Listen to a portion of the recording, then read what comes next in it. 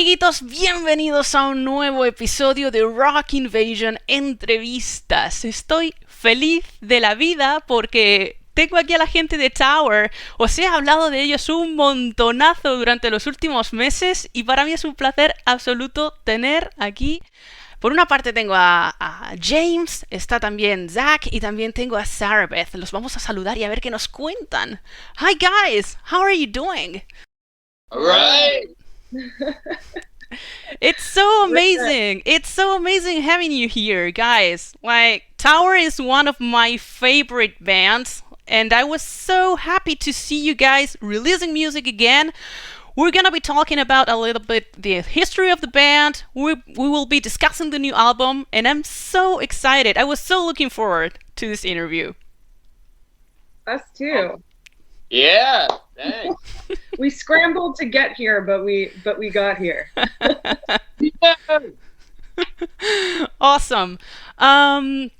So first of all, I would like to talk a little bit about the origins of the band. I've heard something about Dogfoot.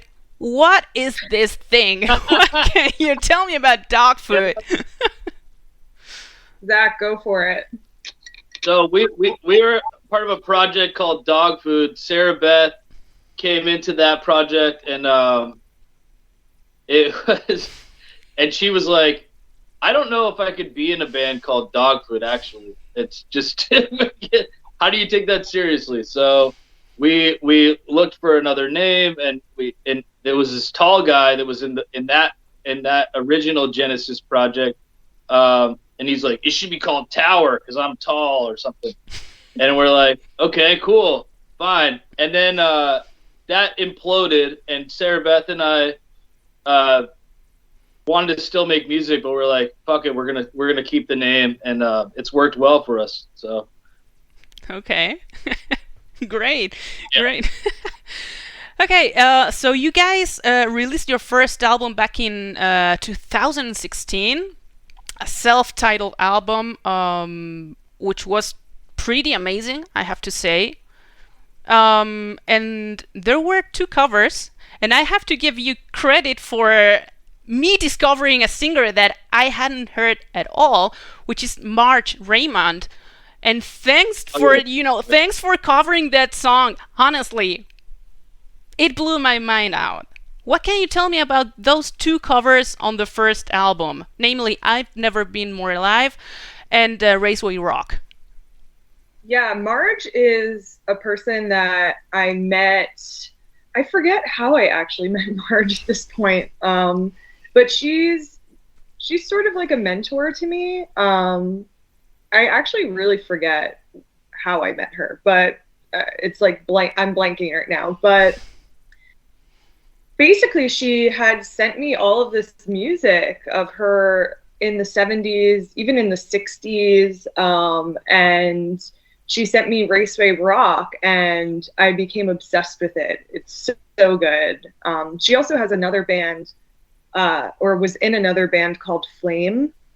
I have the record here, but I'd have to leave the session to get it. But she's so cool, so amazing, so talented. And I feel like she's sort of like a mom. She has mom. I mean, she is a mom now, but she feels almost like a mom to the rock and roll spirit that I lead, honestly, today. And I don't know, we all really liked the song, and we kind of just fucked around with it, and I guess we started playing it, right, James? Is that how it went?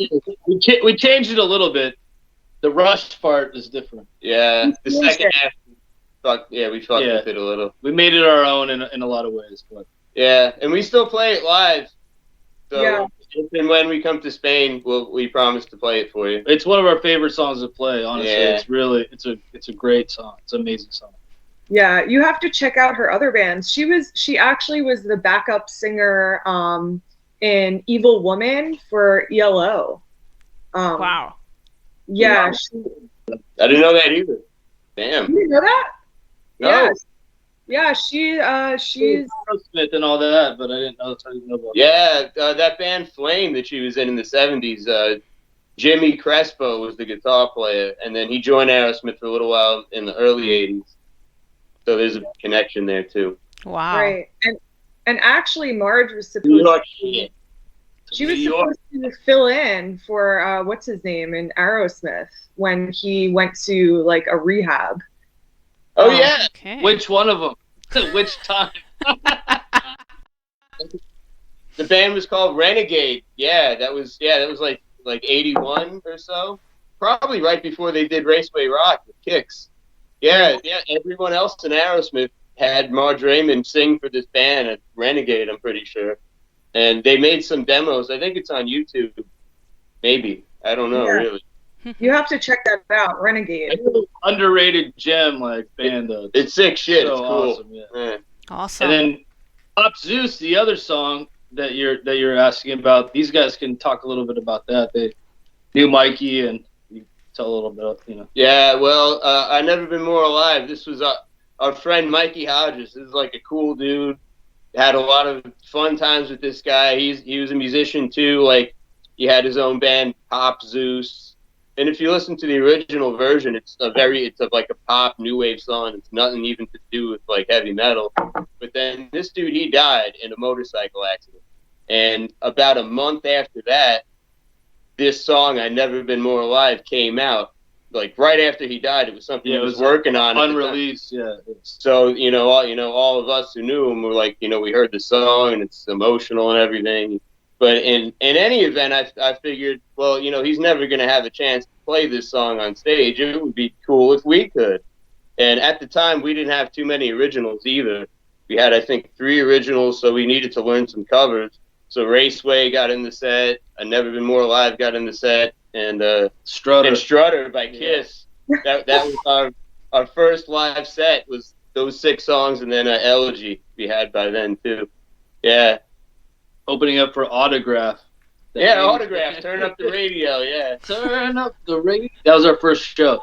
But we actually played that song 29 times, right? He was 29 years old when he died. Yeah. And we've retired it, so we don't play that live out of respect. But it's a great song. I really, he's a genius. That's awesome. Yeah, I remember discovering you. I don't know, maybe I was like a lot of times has happened to me. Probably I was just looking at stuff on YouTube or something like that, and I was like, what is this band? It's fucking amazing. It's great. It's fantastic. But at that time it was pretty hard to get a copy, at least for me.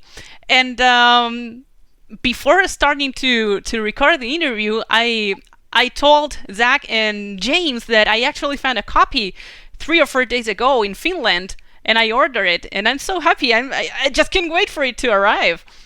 Oh wow, the record? Mm-hmm. The first Wow. one. Really hard to find that. It's rare now.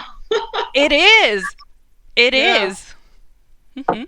We were telling her how we actually had to cop a copy in Germany. Like, we had to go across the world to get our own album back. Which is crazy, but Yeah. That's unreal. That's crazy. It is. And then what happened? Because you guys released a pretty amazing first album, and then all of a sudden I stopped hearing about you guys, and I was like, but what happened? Well, what happened? Basically our label that we were working with at the time was just kind of not really cooperating with us, and stress level 1000, I would say. Yeah, they wanted us to play they wanted us to pay to play, to go on tour with these shitty bands that were like from the 90s. Don't name the bands, but yeah, you can imagine. Not metal at all. Like, it didn't make sense. And we were like, no, we're not going on. First of all, we're not paying to play to go on tour to open out of a 5-band bill. No one would even see us. So they wanted us to pay to play with them. And when we told them no, they like lost their minds. And so we had this album out, and we knew we had to tour. We had a tour lined up with who was it? Raven. We had a tour lined up with Raven, and then that fell through because of a shitty booking agent. And something happened with that as well. So we were sort of like scrambling again to find a tour so that we can play this album and like, you know, really promote it. And so what happened was that we put this tour together, this like US tour from New York to California, back to New York in like a 24-day period, which is like, I guess, normal for like touring musicians. But when you're like packed in a fucking van with all men, let me tell you that your mind starts to crumble.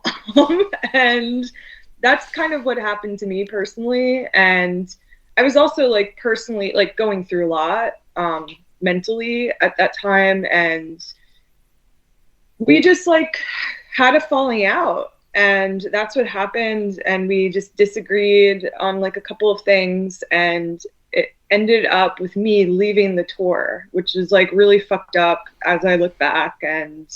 But also it was something that I had to do, and I guess we had to do to be able to to work together again, and to also learn how to communicate with each other. And I think that although it was a really fucked up moment for the band, I think that it really brought us together again, and we just have really changed and have grown from that experience. Okay. Yeah. Big time. Yeah.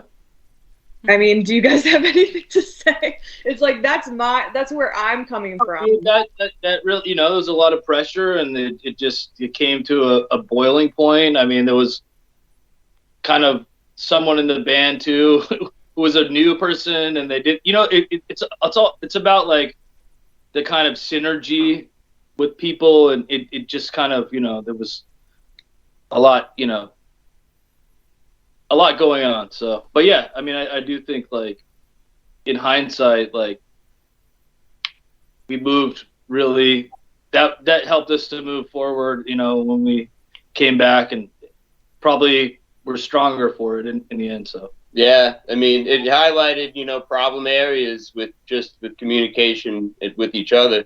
And when those problems get highlighted, you work on them, especially. Right. When we came back, we were like, you know, this can never be the same again. We have to move forward. We have to grow. We have to be like very, you know, we have to be positive, and we have to do it in a certain way.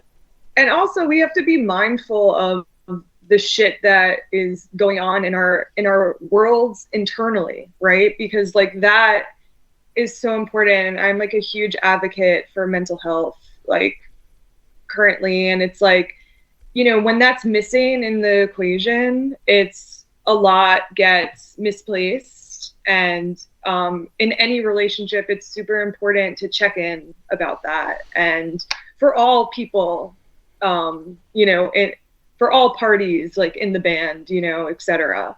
But I think that was also something that wasn't, you know, that wasn't happening at the time. So now, and not everyone came back. I mean, this is the nucleus of the band right here, the three of us. You know, I know. Philippe didn't come back, and JJ didn't come back, or wasn't asked to come back. But anyway, yeah. I mean, you've had a lot of drummers. We've had a shitload of drummers. Yeah. A couple of them, like number 6, number 8. We can spend the rest of like this fucking Spinal Tap type of shit. We'll spend the rest of the interview just naming them. Take a while. Yeah. It take almost 2 hands. Pretty much. When I can't sleep, I count our drummers backwards.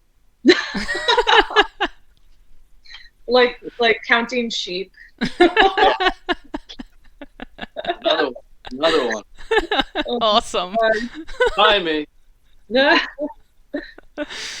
Okay, but then luckily for us, you did your comeback with this, a pretty sweet EP which I happen to have, and which is out of print too, at least that I know of, on CD. It's not available anymore.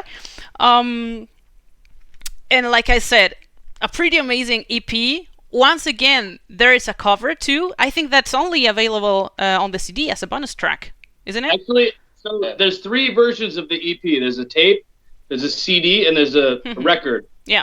All 3 versions are a little different, and I think in the future maybe we'll combine those if we ever re-release. But the CD has Race with the Devil. Race Exactly. with the Devil. And the tape has Crying, which was an original song. It's not a cover, but and then the record only has 4 songs. So they're all a little different, and they're all released on different labels, which is interesting. But yeah, and that EP actually bridges the like 2 different eras of the band. That's why it's called Tomorrow and Yesterday. And it has, like kind of like the previous era with like Philippe and Justin. Yeah. And then Claire is in the so yeah, it was kind of like a bridge to like from the past to the future in a way to like kind of make that happen. So yeah. Misery, Dead or Alive, and Race with the Devil they were all recorded prior to that whole breakup situation.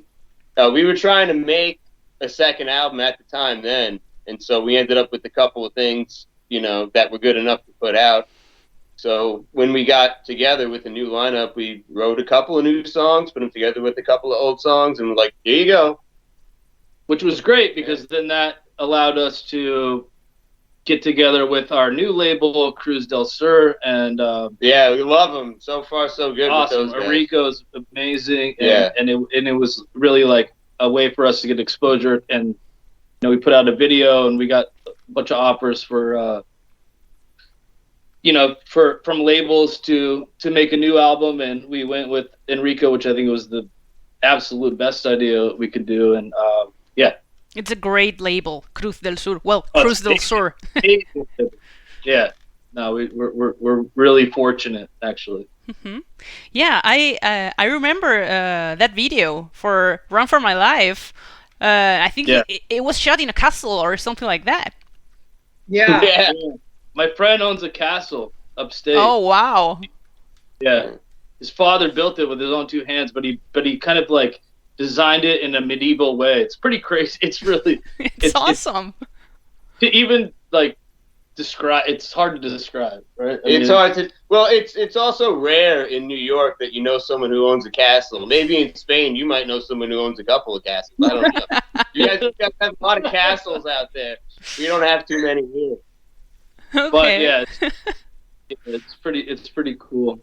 So we're fortunate to be able to go shoot that up there, and it turned out really well. And yeah, anything involving castles and towers is like a natural thing. We want to go take a picture there. Yeah. Yeah. Actually, so the cover of the first album was shot there as well. Yeah, in the basement, like the dungeon of the castle. Yeah, like in this like. So like that weird kind of like room with like the rocks cave thing, that's in that same castle. Yeah. It's really a cool place. It's like an art museum almost. It's a magical place. That's amazing. Okay. And then moving forward, you guys released your sophomore album, namely Shock to the System, back in November. I was blown away. I remember receiving the digital promo from the label, and I was like, oh, Tower, they're back with an album after the EP. Jesus Christ, I have to listen to this. It took me, like, seriously, I'm not even joking, it took me 20 seconds of Blood Moon to say, the rest of the album has to be good.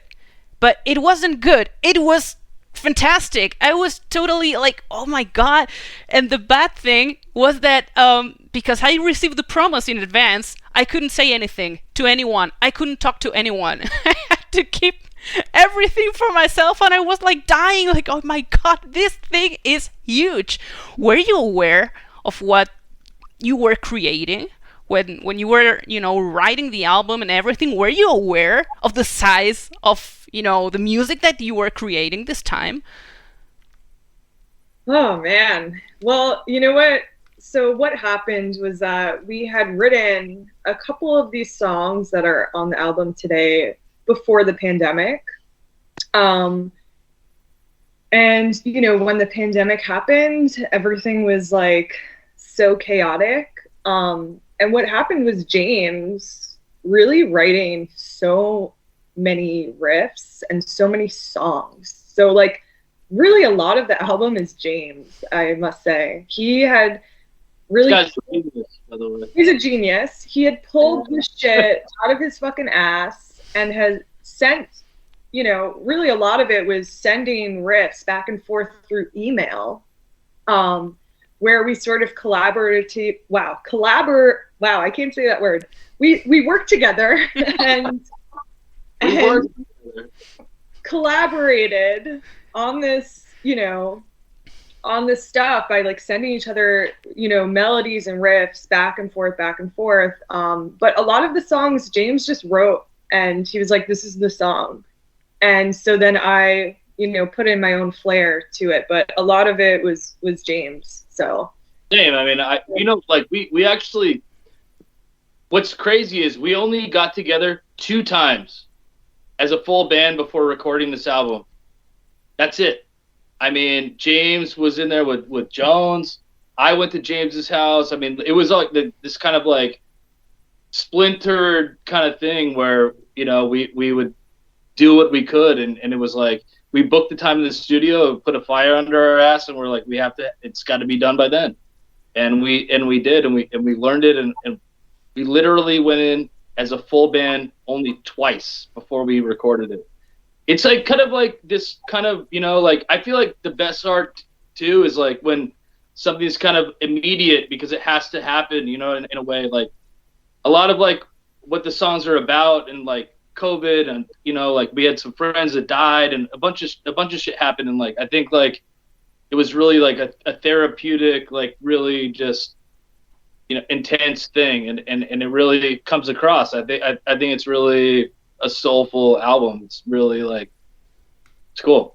It's amazing. I have to say, I don't know, there's, at least here in Europe, there's a lot of bands trying to, play this traditional heavy metal, and they do it well, but it's stuff that you have already heard 100 times, 1,000 times. But when it comes to you guys, when you listen to a song, it's Tower, and it's so difficult to, have your own sound nowadays.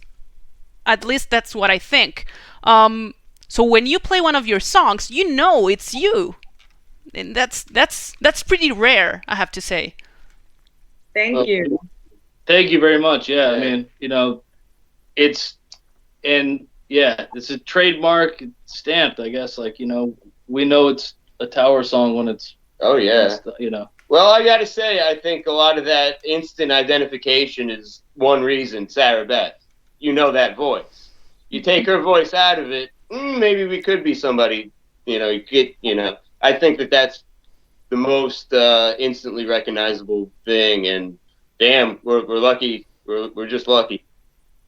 Mm-hmm. Thanks, guys.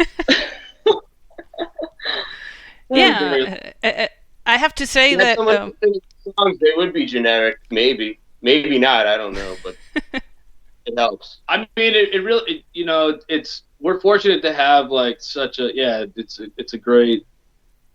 When we broke up, it was like, man, art's everything. We got to get back to that. So we realized what we had.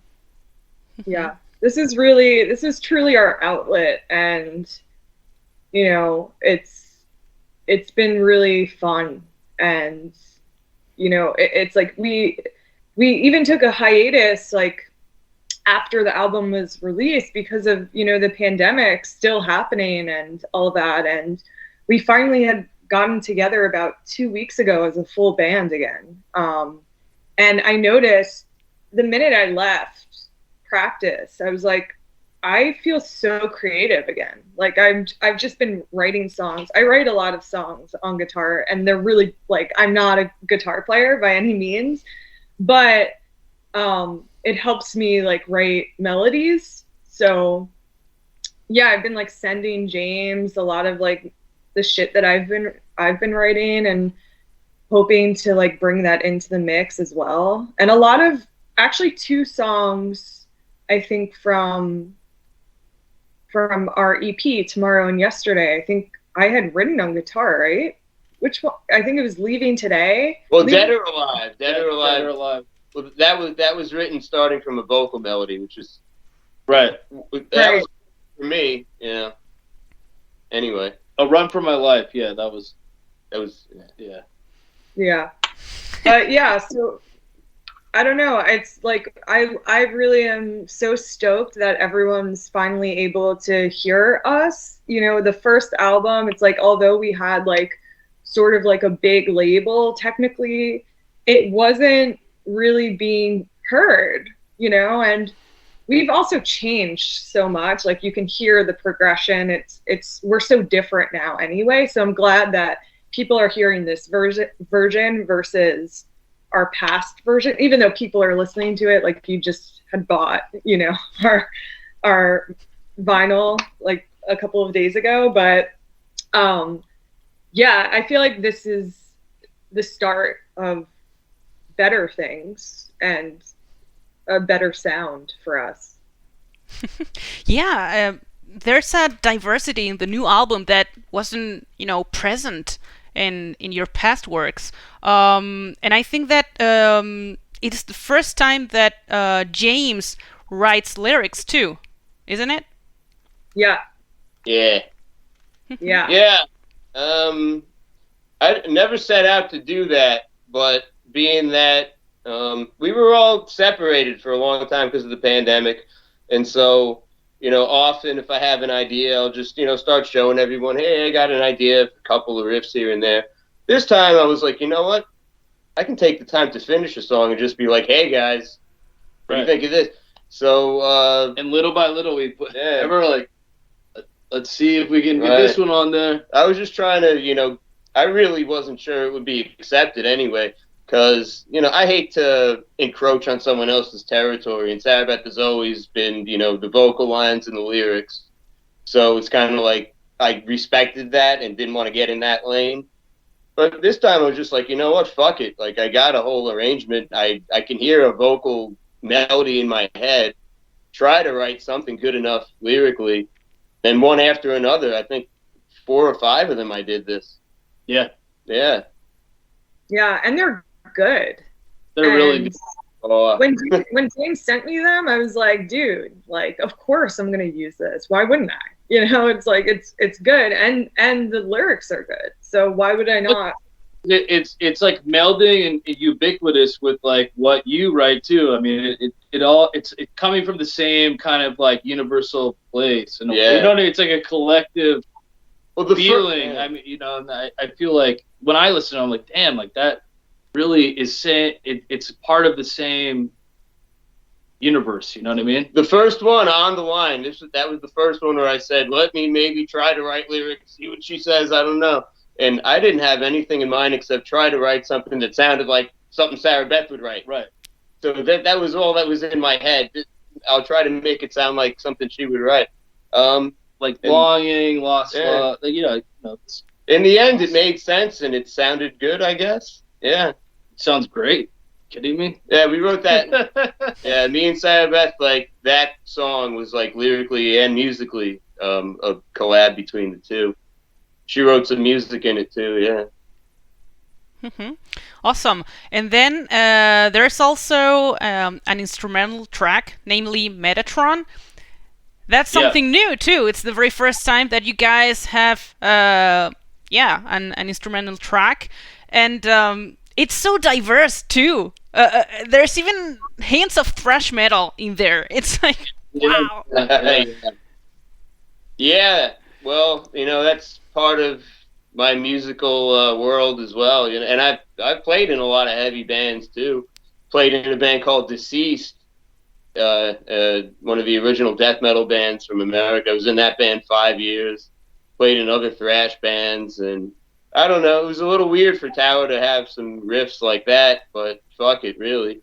The instrumental to me, it's not too weird. I've been like some crossover type of shit. Well, we flirted with the heavier, faster stuff too in other spots, but I just thought Metatron sounded good.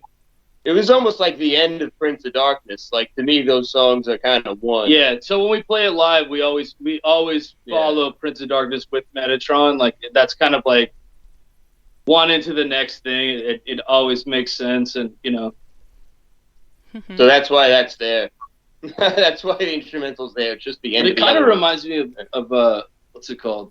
The Exodus song that we played with Claire that time. Oh, Piranha. Yeah, Piranha. Yeah. I was thinking about that. I thought that was it, actually. I mean, the end of it does have that vibe a little bit. It's a little different. Yeah. Yeah. Like I said, I've said this like 3 or 4 times already, but again, it's so diverse. Then we have Prince of Darkness, which is so different, but still so cool that I don't know. I remember talking to a friend about the album and this and that, and he would ask me, what's your favorite song, actually? And I was like, I don't know. I can't choose a favorite song, because today it could be, I don't know, Blood Moon, but then tomorrow it could be Prince of Darkness or In Dreams, or It's Hard, and then you know that it's a solid album, you know? Yeah, totally. I mean, like, honestly, when we were, like, trying to decide singles, it was very difficult for us. We were like, I don't know. I mean, and the label too was like, what do we choose? I mean, Blood Moon is a great first single, and I think like that was the way to go. But yeah, I mean, they're all good in different ways. So, thank you. Mm-hmm. Yeah, I agree about Blood Moon, because like I said, it took me only 20 seconds to already know that something huge was coming my way. So. Yeah, and speaking about the label, about Cruz del Sur, how did you guys, started everything with them? Was it Enrico contacting you, or how was it? Yeah, when we put out Run for My Life, that video that we were just talking about, we had a lot of labels contact us, either through like email or Facebook or something, and we had a bunch of offers, and then we decided to go with Cruz because it just seemed like the best fit. They're also flexible, and yeah, it was a good situation, I think. Right? Yeah, they gave us a good contract. It looked very friendly compared to the other ones. Which, yeah, exactly. Yeah. Which we still curse that contract every day. Oh my God! That first label. Ooh, the reason why you had to get the Finland LP. Right. Yeah. We have trauma with old labels, or that one specific label. So yeah, this was super friendly, and so far it's been really great, and we've gotten a lot of exposure, which is so cool. I'm so glad that Europe is finally hearing us. And Europe, yeah, and the label's based in Europe, and I feel like that's where, like, I mean, the majority of our fans are probably over there, honestly, but yeah. Yeah, I think they have been releasing great stuff lately. To me, Cruz del Sur is just seal of quality. Totally. Yeah. And it was cool to have, Enrico really believed in us and was like, listen, like, do your thing. I trust that you guys will do it, and he was happy with the result, I hope. Yeah, it's only been a short time that we're with them, and they've made merch for us and helped us make money, and as Sarabeth said, promotion's great. So far, so good. We just need a little European tour to happen now. And we're repressing the LP because it's sold out. Yes, it is. It is sold out. I was aware of what's happening right now with vinyl, and I'm not a patient person. Sometimes, not always, but I wanted to have the album as soon as possible. So I thought, CD, go for it now, order. So, yeah, I couldn't wait. And then I would like to have it on vinyl too, and now it's sold out. So, well, hopefully it will be repressed. I hope so. Yeah, it will take a couple of months, but there's a second press coming up. There it is. Awesome. Yeah, we need more of these when we come and tour Europe. We're gonna have to bring some with us. Yeah, they'll come with this. Yeah, so the repress should be right on time. Awesome. What can you tell me? There's us. Great. What can you tell me about the artwork, the cover, and because I think that was made by Morgan Jesse Lappin. It's made by Morgan Jesse Lappin, who I have a meeting with later today. Okay. It is a collage, and it kind of just like, you know what, the artwork was crazy. We almost did a totally different thing, and I'm really happy we didn't. Like, once we saw this, we knew it like kind of embodied like what the album was about, maybe about COVID. And I kind of like art that isn't really, it kind of leaves something to the imagination in a way that like you can kind of put it together, yourself. It's like, it's not like hit you over the head with like what it is, but it kind of like, it's like a lady trying to get out into like the cold world. It's like confinement. It's like about like isolation. It's about a lot of stuff, and it's a beautiful. Just the image itself is great. So, reminds me of some album covers by that company Hypnosis that did a lot of stuff in the 70s. Yeah, the Pink Floyd stuff. Pink Floyd. They did a lot of album covers, and I think Third Image might have been the one that did some old Fates Warning album covers. Just kind of like, not the one with the troll. Not the one with the troll. No.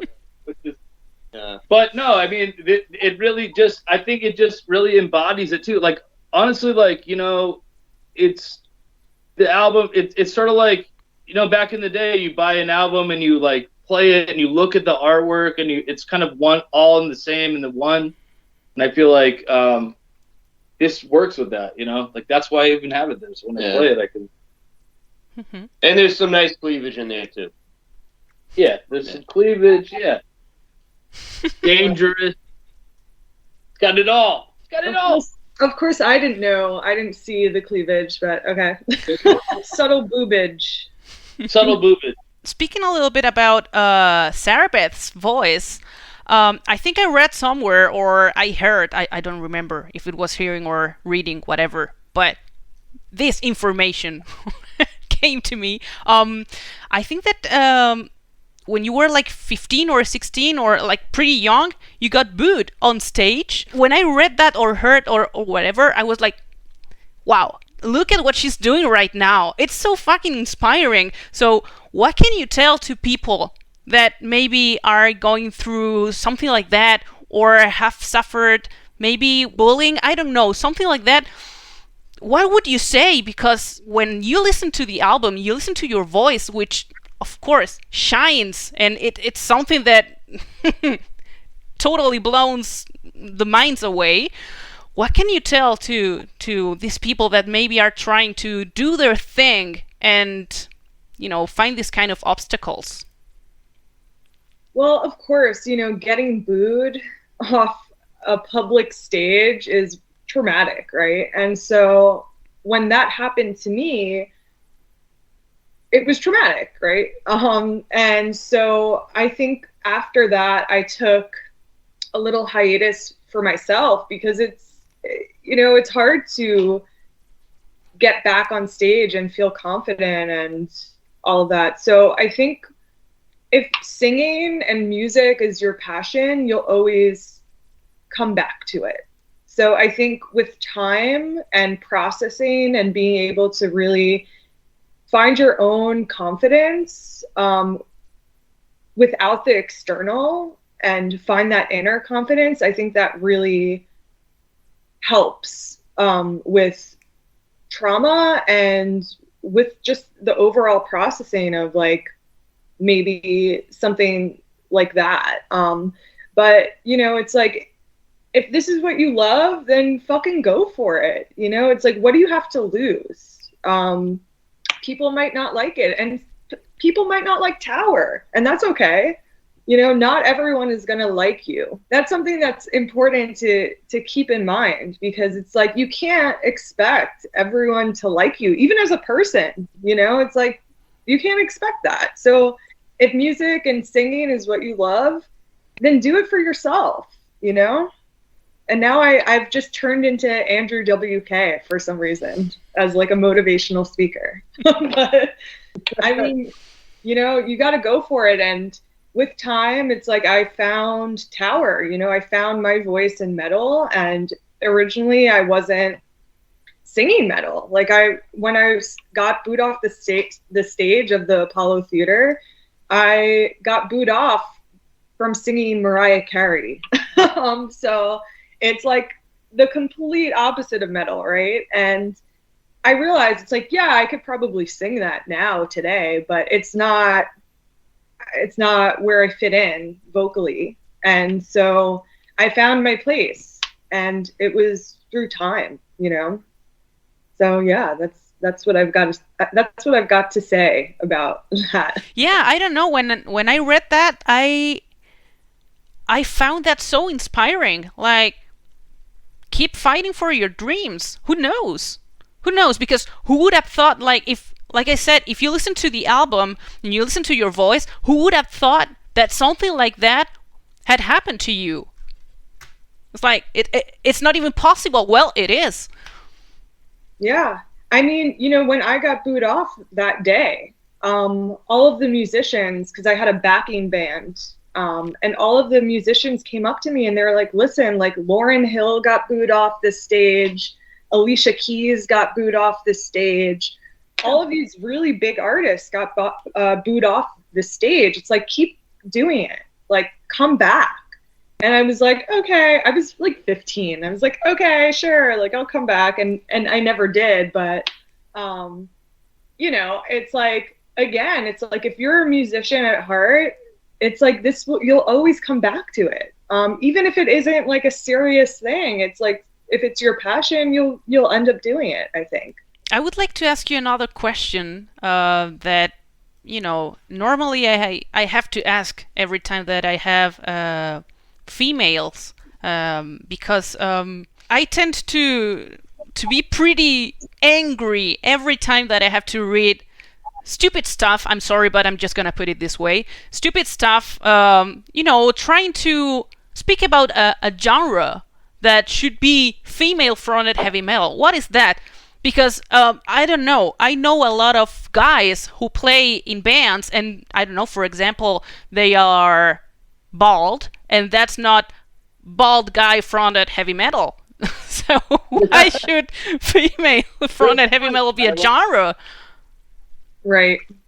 It's, again, you know, it's like you have to look at the grand scheme of things. It's like the patriarchy, aka men, like they still run and control the image and really like overall perspective of the metal scene and of the world. Let's be real. I mean, why is there a war happening right now? Because of men. Like, come on, like, let's be real.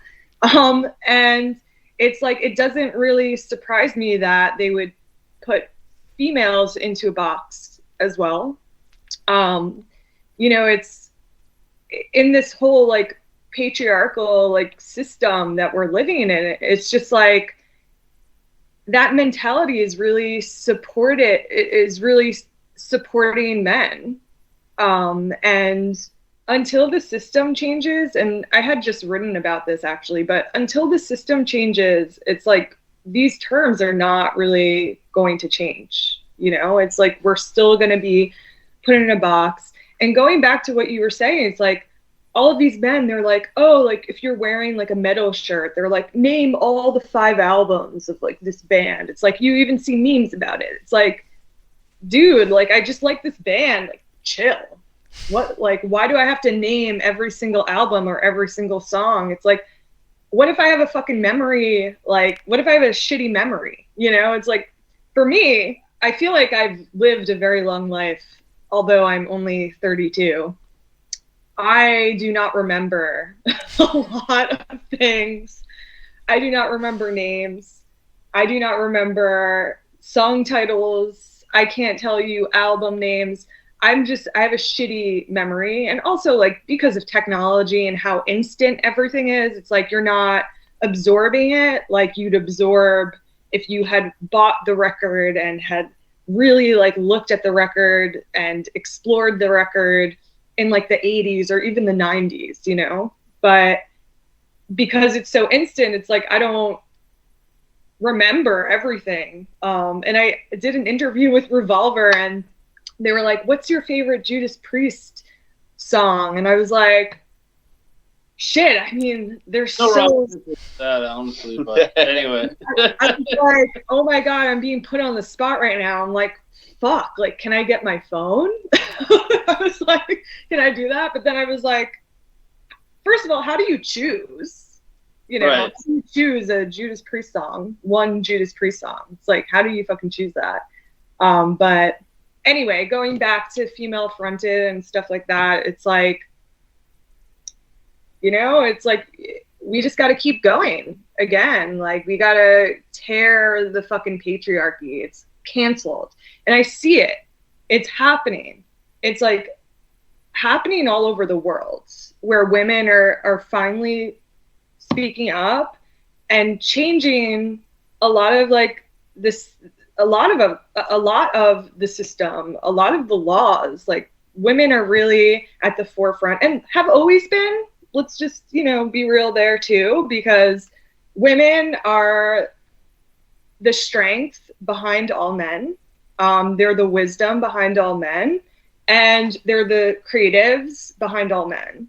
So, and, like, no offense, guys, but it's like, we are the goddesses. Nope.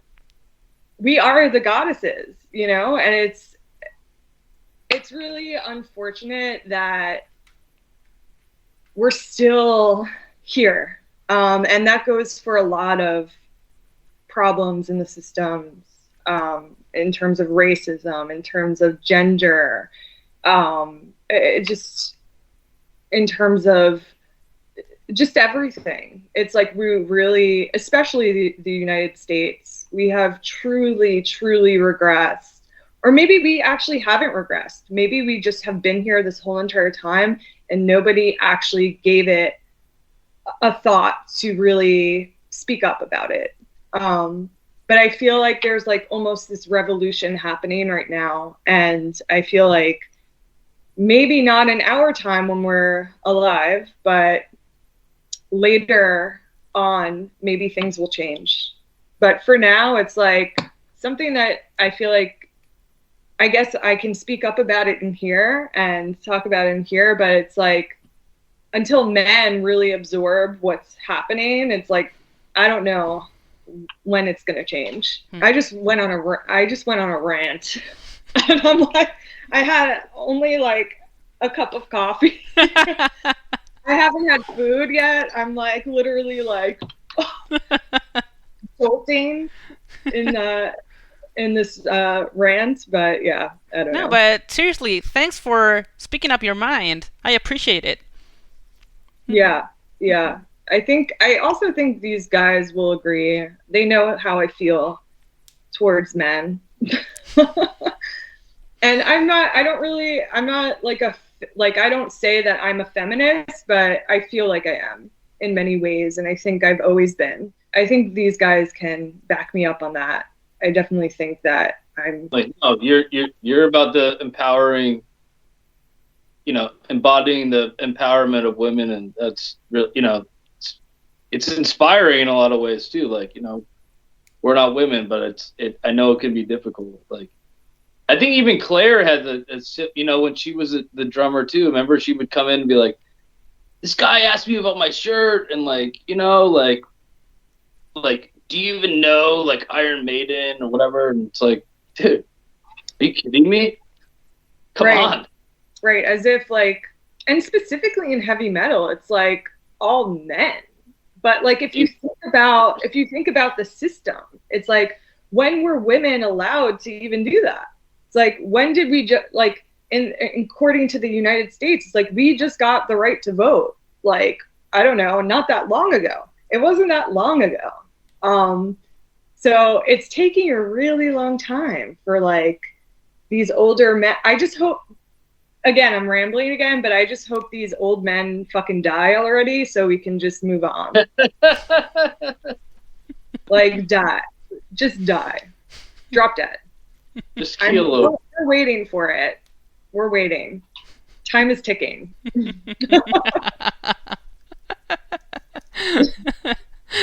Awesome. How old yet? Yeah, exactly. I'm not one of those old men yet. Yeah. Getting there. Well, you know, it's like, I feel like, again, I could keep going. I could go off right now, and I just won't, because in terms of the interview, I won't. But yeah, it's a really complicated subject, I think, and it really has to do with, you know, opening up, like seeing what's really happening in the world and then connecting that back into every single scene, because that, it's like, there are some scenes that really do accept women, like even like pop music. They're not like female fronted pop musician like Adele. It's like specifically metal, and I think it's because it's been run by men for so long, where it's changing now. And I don't really, when I think about Tower, I don't think, oh, we're female fronted, you know. We're just either you're a good singer or you're not. That's it, period. You know what I'm saying? Right. That's the bottom line. Exactly. Exactly. I couldn't agree more.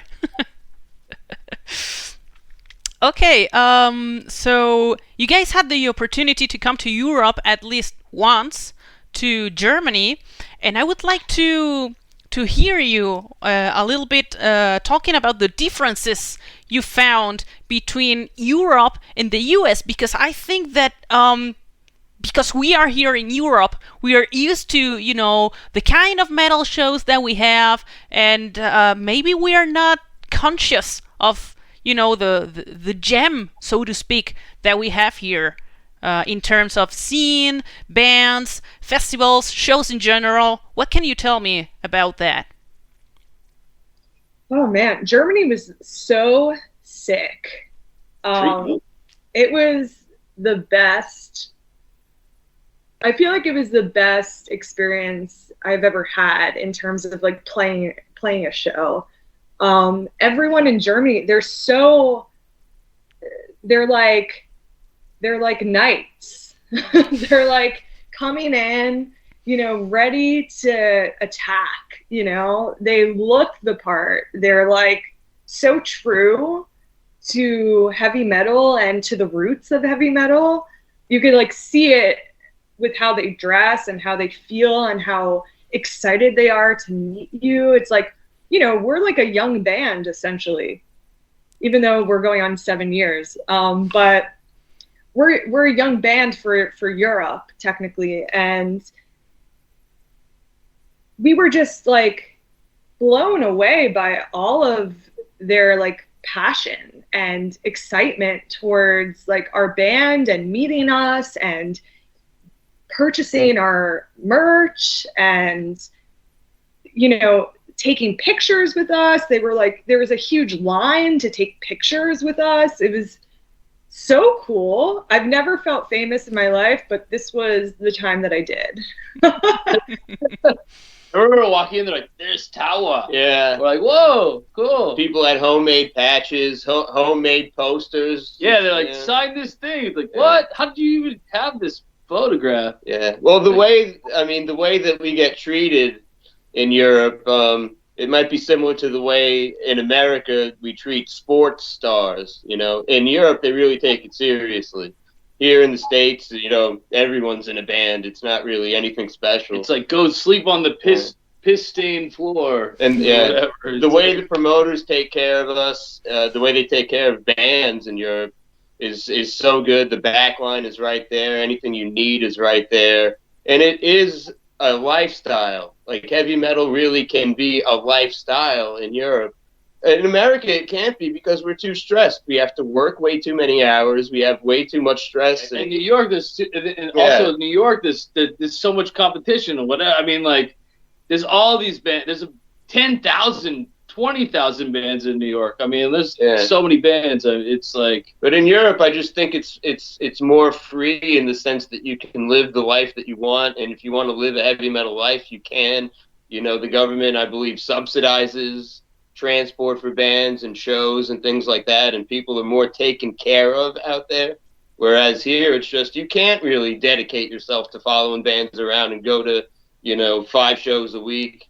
It's really hard to do that here. But out there you can, and it's slice of humanity. It's fucking beautiful to see and to be part of it. It really is.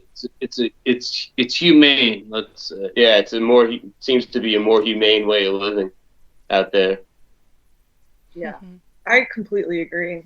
And the grind on doing a tour in the U.S. is crazy. Could be wrong. I don't know what it's like to live in Europe, but I mean, seeing the way it's just such a fucking lifestyle, People treat each other nicer. I mean, Yeah, a lot of camaraderie. So much. I mean, just friendly vibes. I did a tour with Deceased some years ago, and there was only like one fight, at a show out of like a week or so. Whereas here, it's like forget it. It was I feel like it was life-changing, and it sucked because it was right before the pandemic. No, we were like, we're going to come back. We're going to be back in like a month or two. I mean, we thought we would come, we thought we would go back. It's so weird because on the flight to Germany, I had worn a mask because I had read that it was good to wear a mask on the plane for singers to like protect their voice, even though I'm like smoking a Juul like constantly throughout this interview. I read that, it's really great to wear, a mask. So I had worn a mask on this plane before the pandemic, before like masks were even introduced. Right? It was, there was people wearing masks. I mean, the flight we flew Singapore Airlines and they were wearing masks. It was strange. COVID was happening. It wasn't the worldwide shutdown, but it was very close. It was February 2020, and COVID was in the newspapers. We just didn't think it was going to turn into what it was. Nobody did, I think. And right after that, it was just absolute. I even took a picture. Flying back, I took a picture with one of the German newspapers that had Corona as the front line. I was like, oh, this will be a cool little time capsule. Remember when this little thing was happening? And it's like, actually, no. Remember when this big 2-year thing happened? It's still happening. So 3-year thing? I don't know. Man, we got to get to Spain. We got to get to Madrid. We got to get to Granada. We got to get to Catalonia. We got to get to Barcelona. Yeah, you have to. You have to. We need 5 days in Spain at least. See. Awesome. Well, she already started practicing. That's fair enough. I know how to count. I don't speak Spanish and I never learned Spanish, but I know how to count to 10. Awesome. 1, 2, 3. Quit while you're ahead. But ¿cómo estás? No, we're counting our drummers again, huh?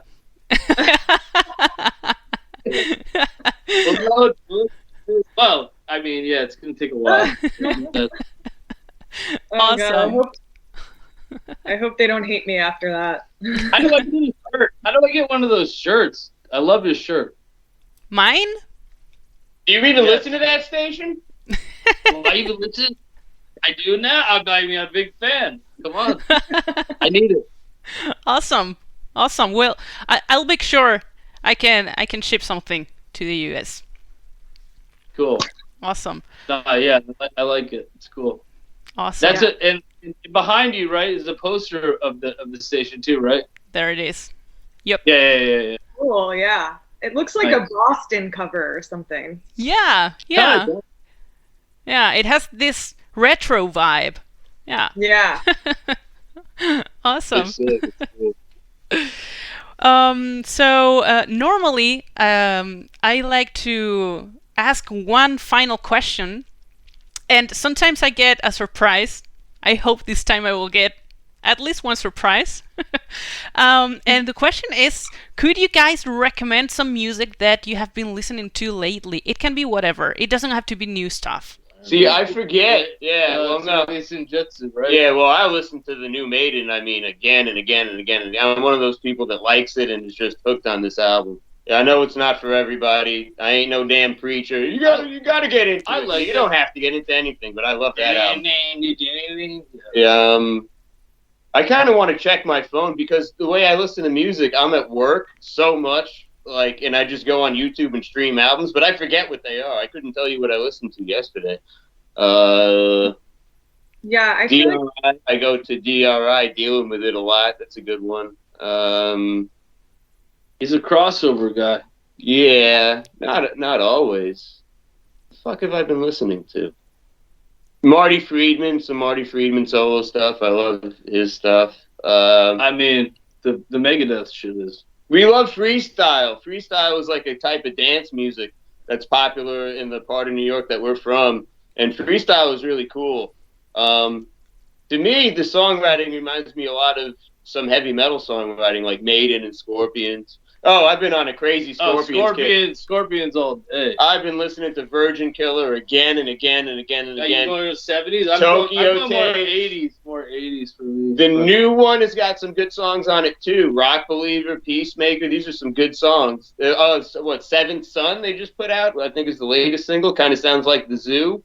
Scorpions have still got it. I fucking love that band. Mm-hmm. And oldies, I listen to a lot of oldies, just stuff from the 50s and 60s.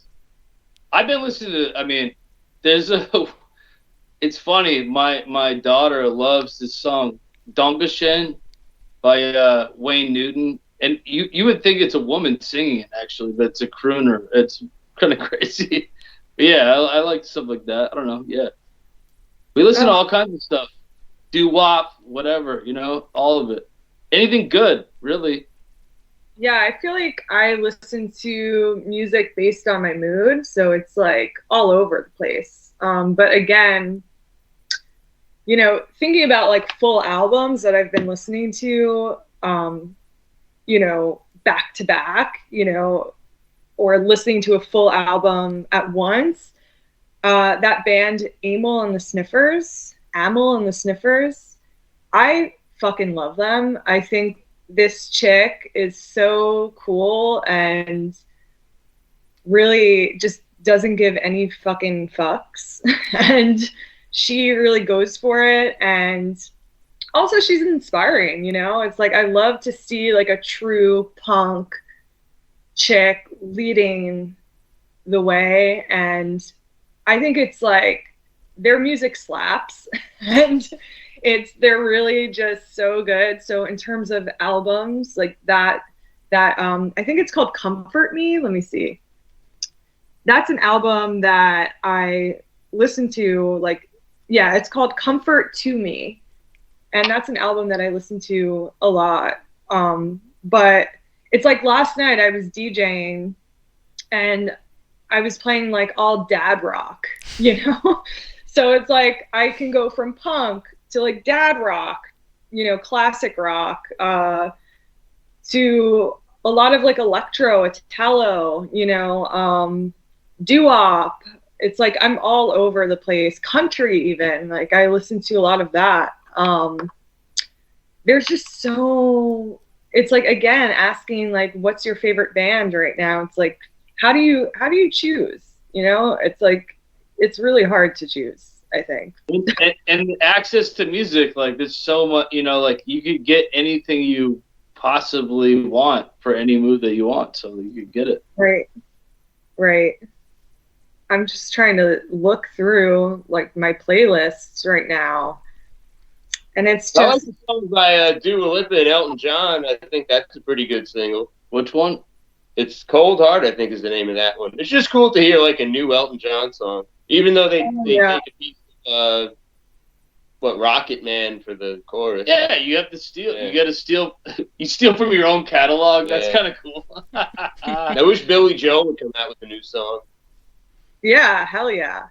Dude, like we didn't start the fire type of shit. Yeah, that was pretty good. Stevie Wonder, Phil Collins. Oh, Stevie Wonder. Yeah. Part-time lover. Fuck yeah, about it, dude. Awesome. Yeah, it's interesting because I don't listen to metal every single day.